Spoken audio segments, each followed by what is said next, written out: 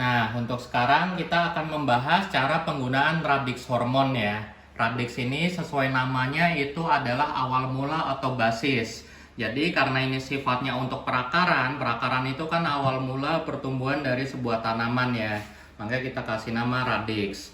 Nah, untuk dosis gimana kira-kira pemakaiannya?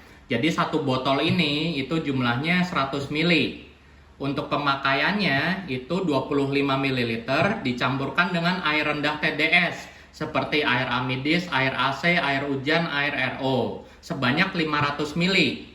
Kemudian direndam untuk tanaman yang baru kita repotting selama minimal 6 jam. Jadi untuk rekomendasinya yang kami sarankan itu adalah sekitar 6 jam ya. Minimal banget itu, tadi bukan 6 jam tapi 3 jam. Jadi kami sarankan untuk rendam selama 3-6 jam.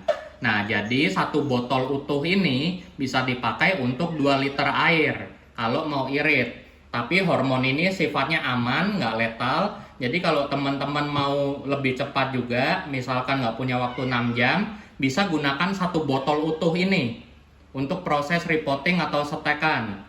Direndam selama 3 jam aja udah cukup. Ini hormonnya aman untuk digunakan. Nah, kemudian untuk proses maintenance, seperti contoh pada tanaman-tanaman yang memang sudah sehat, tapi kita mau menambah perakarannya atau kesehatan akarnya, itu dosisnya cukup 25 ml dicampurkan dengan air rendah TDS sebanyak 1 liter. Disemprotkan atau dikocorkan langsung ke media perakaran atau juga bisa disemprot ke daun. Jadi satu botol ini bisa digunakan untuk 4 liter air pada saat dosis maintenance. Kemudian untuk pemakaiannya, kalau teman-teman mau maintenance, kami sarankan sekitar 2 bulan sekali cukup.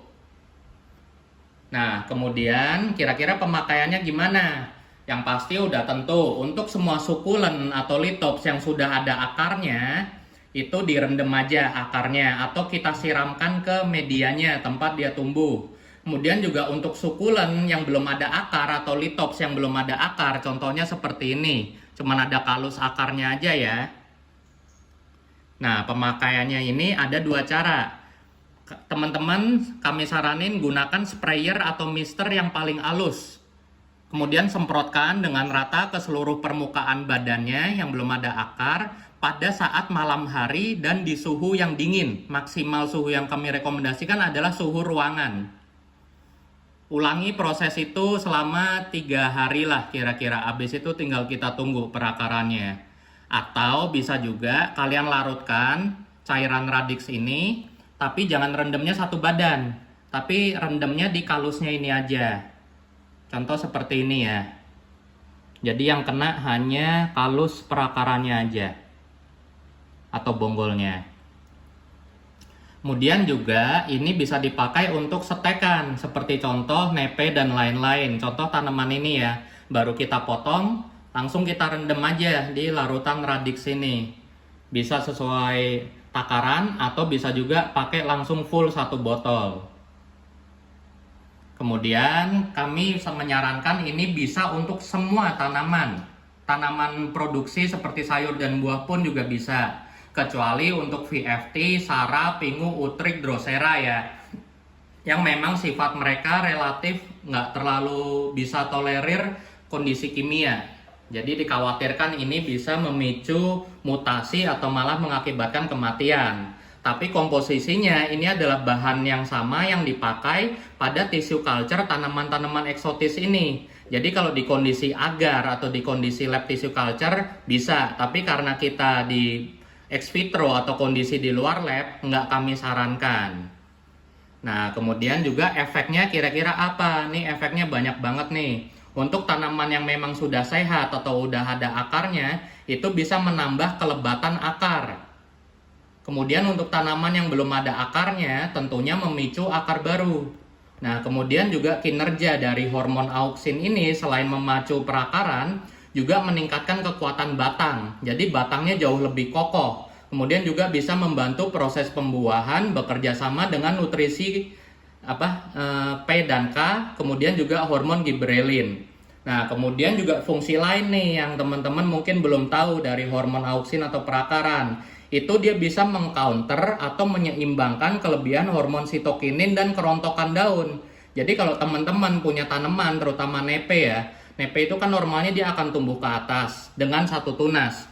Tapi kalau nepenya teman-teman sering pecah, jadi dari satu batang toto jadi 3. Kemudian dari nodul-nodul barunya keluar tunas baru, pecah-pecah-pecah terus. Itu ada kemungkinan dia kelebihan hormon sitokinin. Nah, hormon sitokinin dan auksin ini kerjanya mereka saling mengcounter. Nah, contohnya bisa dilihat di sini ya efeknya. Ini adalah setekan dari Hoya Lauter Bacii. Nah, kalau kelebihan hormon sitokinin pada saat terapi, dia akan pecah dari semua nodulnya. Kalau ini kan cuma satu nodul. Tapi kalau kelebihan hormon sitokinin bisa dari sini keluar juga. Kemudian nodul yang sini juga pecah juga. Nah, tapi kalau di sini kelihatan ya, efeknya cuma ke satu nodul yang utama.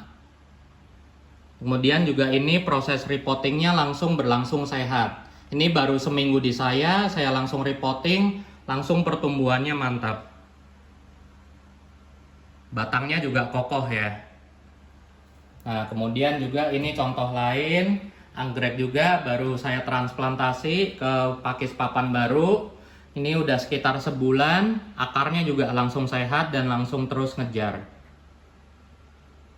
Kemudian contoh kelebihan lain radix hormon ini adalah Hoya Walici dari Om Gugun. Kita ke atas dulu lihat kondisinya.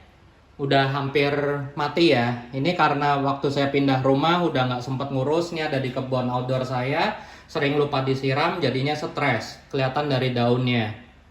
Kemudian juga dia kena kutu, spider mites dan lain-lain. Kemudian setelah semua diterapi, kita bisa lihat ke bawah. Walaupun atasnya tampak mati, tapi dengan repotting media baru dan radix hormon, kelihatan dia udah mulai pecah nodul baru.